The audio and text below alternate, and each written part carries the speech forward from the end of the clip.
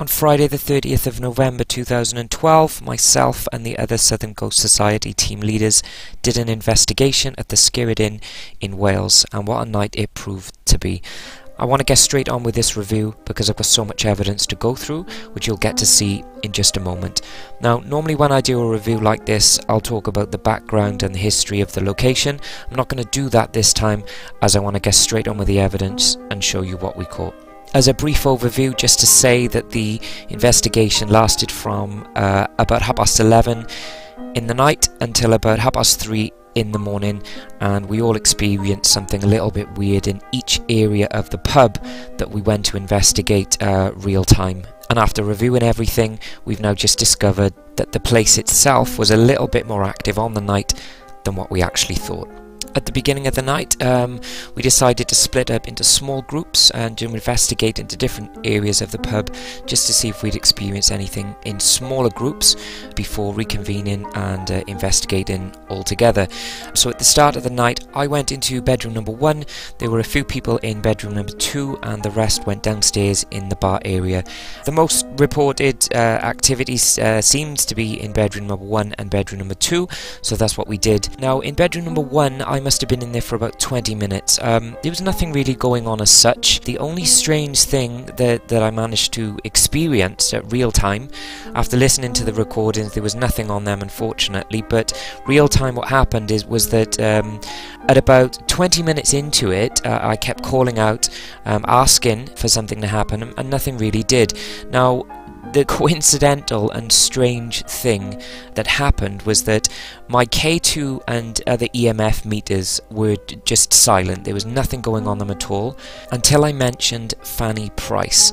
I asked if anybody knew who Fanny Price was. Now, about a second after I mentioned her name, my K2 meter hit a spike and went up to orange, stayed on orange for about 2 seconds, then went back down to green, and then went back up to orange, stayed again on there for about 2 or 3 seconds, and went back down to green again. Now, the only way I can try and describe how this was that the Night Rider car, the light, when that goes back and forth, that's the only way I can explain it, and that's exactly what happened on the K2 meter, which was really strange to watch.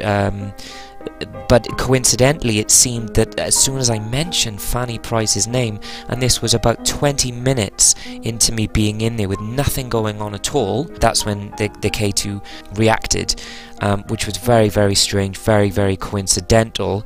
Again, there's no reason why the K2s would have gone off. Nobody's phone, my phone was not on. There was nothing electrical powered in that room at all at the time that could have been giving off any EMF at all. So why it reacted at that particular time when I mentioned her name was very strange and interesting to see as well. After that, I had nothing at all, and that's when I left bedroom number 1 to join everybody in bedroom number 2. There was not that much going on as such in bedroom number 2 at this time with some of the other group, so we decided to go downstairs and join Gary and some of the other guys just to see if anything would happen down in the bar area. And from this moment on, everything started to kick off as far as activity and even a spirit voice being heard real time. So this first EVP now that you're going to listen to is when we were all down in the bar area, and you're going to hear Dave, who was calling out at the time. Now, what happened was that during the call out, we all heard this unexplainable noise, and Dave asks that whoever made that noise, if they could please make another noise. What you're then going to hear is Roger say what was that noise, because he heard something. Now, straight after you hear him say this, you're going to hear a voice saying one word, and it's table. Now, this was none of the investigators that said this at the time. Nobody heard this real time, only now on playback when we've come to review everything. Now, this gets a little bit weirder because about 2 seconds after you hear the word table, you then hear another voice, which is a whisper. It's definitely a male voice, and you can hear it say, yeah, as if it's agreeing to the first voice that just said table. Now, when you look at this all together, it's really weird because it's as if there's two spirits having a conversation. The one that has just said table is basically saying what this noise could have been, and then there's another one that is saying yeah, that's like agreeing to the first spirit who's just said table. It's very weird, very fascinating, because none of this was here in real time. This was only picked up on the voice recorders, so it's definitely a Class A EVP, definitely an intelligent response to the question that Roger's just asked. So I'm going to play this for you now, and I'm going to loop the voice that says table and the second voice that says yeah, for you to listen to as well. Come forward, we'd like to talk to you some more. Make a noise for us again. Some noise.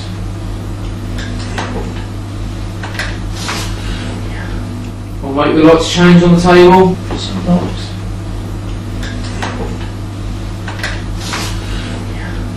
Some noise.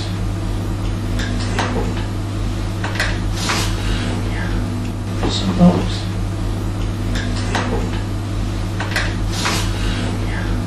So this next EVP now again is caught in the bar area.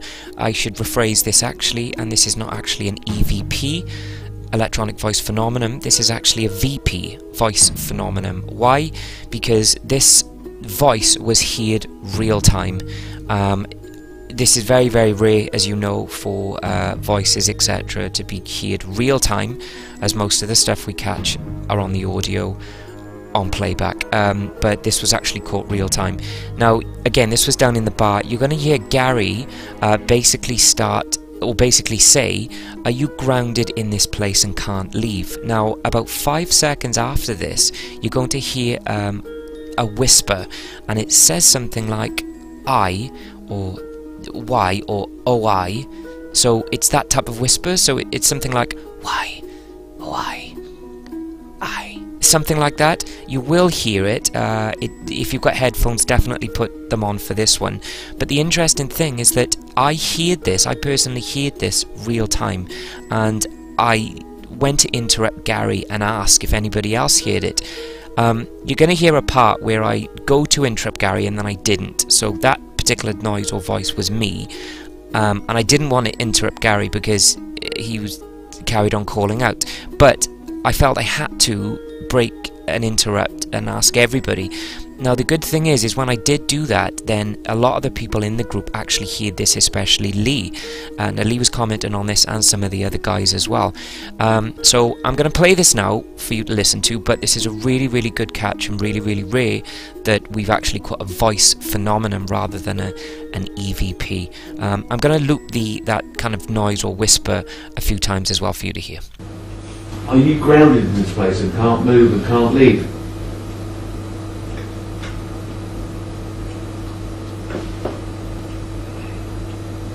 You was hung here for a crime you were guilty of. What was that? Sorry, did someone just whisper or something? I heard that. I heard it as well. I thought one of you guys over there. No, Yeah, I heard that though.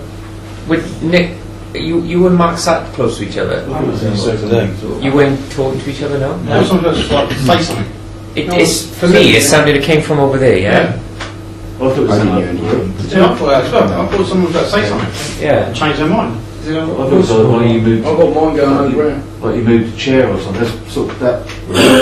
Yeah, I thought that was Yeah, yeah. The whistle. Play it back. It sounded like a like that. Yeah, that's what I had. Yeah. Okay. I heard something. I definitely heard that.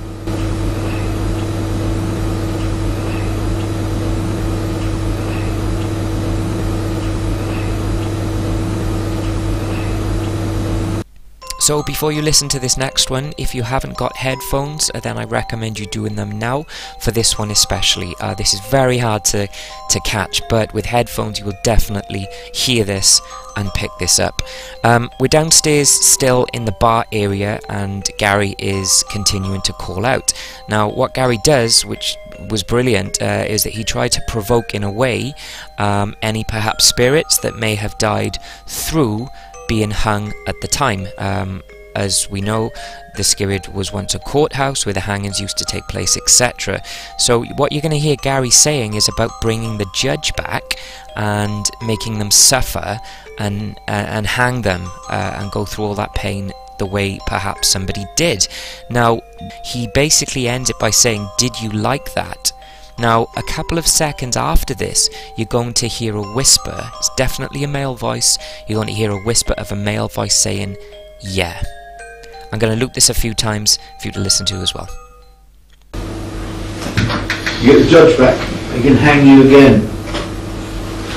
Nice and slowly until you suffer, your neck breaks slowly. Did you like that? Did you like that? Did you like that? Did you like that? Did you like that? Did you like that? So during the whole investigation, I was constantly taking still photos with my full spectrum camera.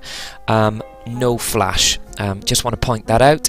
Every time I show potential evidence on photos, I'm always getting people saying, well, it could be a reflection of something, or this is why it's important, ideally, not to have the flash on the camera, because then it prevents any possible misconception as if it could be a possible reflection, which logically and naturally it could in a normal instance with a normal camera with a flash. So before I show this photo to you, it's just to say that this was not taken with a flash, but with a full spectrum camera. The photo you're looking at now is one when we were down in the bar area just before we headed upstairs to investigate. Now, the photo you're looking at, you can see now to the left this strange kind of white misty body shaped like image. If I wanted to perhaps use this as a potential fake photo, which there's so many out there unfortunately, then I could possibly post it and may get away with it just to cause a stir. That's not anything possibly paranormal. It's simply one of the investigators just moving or walking at the time, which has created this kind of blurrish image, and because of the way the full spectrum camera is designed, it's giving off this kind of ghostly then image or apparition in a sense. So forget about that. That's nothing paranormal. What I'm talking about is what you can see is that whitish kind of solid beam or streak of light that seems to be going from the left hand side of the photo into the center of that body-like shape, which was one of the investigators. Why that's there, I really don't know. As I said, it's impossible to be a reflection of any type. It can't be something like a torch or anything, because it wouldn't produce that beam or that streak that it's doing. It would just be this solid white circle. There's nothing at all that could possibly produce what you're looking at as far as it being logical and normal, because it is literally impossible. There's nothing that could create that as far as I know. So what is that? I really don't know, but it looks as if something is happening towards the center of one of the investigators as they were walking past. I don't know what it is, I can't explain it, it's very strange, it's not normal, so I don't know. I really don't know. So I just thought I'd show you that one. This next EVP now is, in my opinion, the most creepiest and eeriest of the EVPs that I've picked up through the whole night. We're in bedroom number 2. This was coming to the end of the investigation, as it was about 2:30 in the morning, something like that. Now, before you listen to this, I'm just going to quickly mention two things: Harry Potter and Lord of the Rings. Now, you Harry Potter fans out there will know what I'm talking about when I say to you the language that got spoken in the Harry Potter films, as far as Parseltongue. That's when Harry talks in the snake language that he did. For the Lord of the Ring fans, all I've got to say is Gollum, and you'll instantly know that type of voice that is associated with Gollum. So keep that in mind for what you're about to listen to. In bedroom number 2, this happened about 6 minutes into us first arriving in the room. Now, the way this is all set up is that my voice recorder is on a tripod, which was on the table. Now, this is a sturdy 3-leg tripod, obviously. Now, for some reason, this fell over. Now, you could put this down to perhaps the unbalancing, or for whatever reason, logically or naturally, this has fallen over, which okay, fair enough. You'll hear the tripod falling over and making a noise. You'll then hear me going over and adjusting it and fixing this and setting this back up. Now, as I'm fixing this, what you're going to hear is something quite disturbing in the background, as far as some type of creepy, eerie, strange voice. I'm not going to go on to it anymore and talk about it. You're going to listen to this now, but all I can say is that I have not got a clue what this is. But anyway, have a listen to this, see what you think. I'm going to loop this a few times at the end as well. Obviously, like the effect with the laser grid, if anything moves, it blocks, and it was the same thing through the film, and that's kind of the premise. Like, wasn't it? That's what it was like. Yeah. Exactly what it was like. Yeah.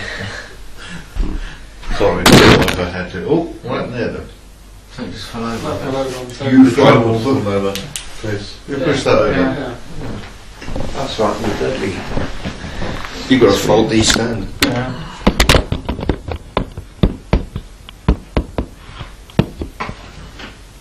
Well, that's quite sturdy on there, but...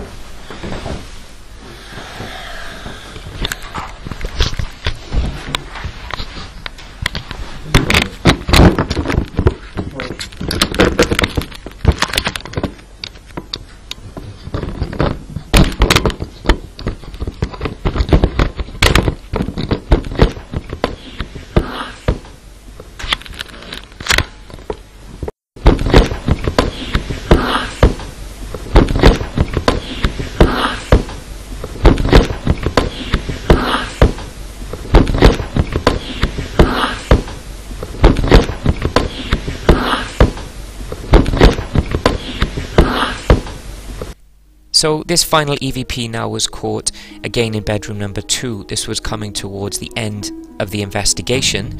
As far as we were aware, there was nothing really going on as far as activity in bedroom number 2.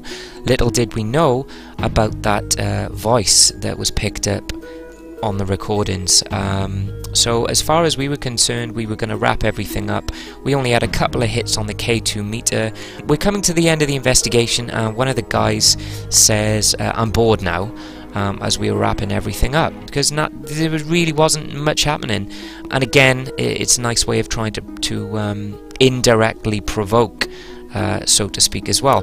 So you're going to hear someone say, I'm bored now. Now, a couple of seconds after that, bearing in mind the same voice you've just listened to, if you can imagine that voice or that person who has just made that, just said what they did, if you can imagine them laughing, then this is exactly how this is going to sound now. Why this voice or this person, this spirit, was laughing at this stage? Was it because we've just said we're bored and they're finding that funny? But the same voice, the same spirit that has just spoke the way they did, this is the same voice laughing as well.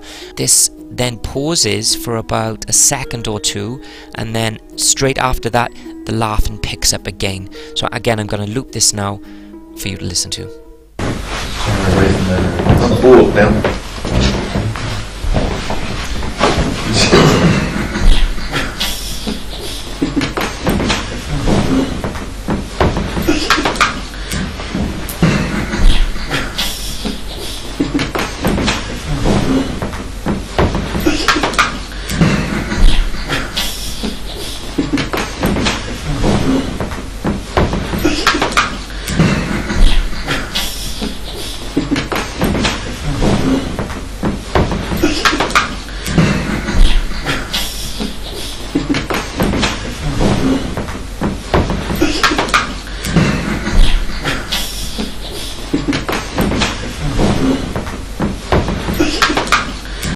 So once again, the Skirrid has lived up to its name and reputation, proven to be haunted. And I just hope the next time we go, we're able to capture just as much evidence as this time, and experience everything, not only real time, but pick everything up on the recordings as well. But thanks for watching this video, and hope you've enjoyed.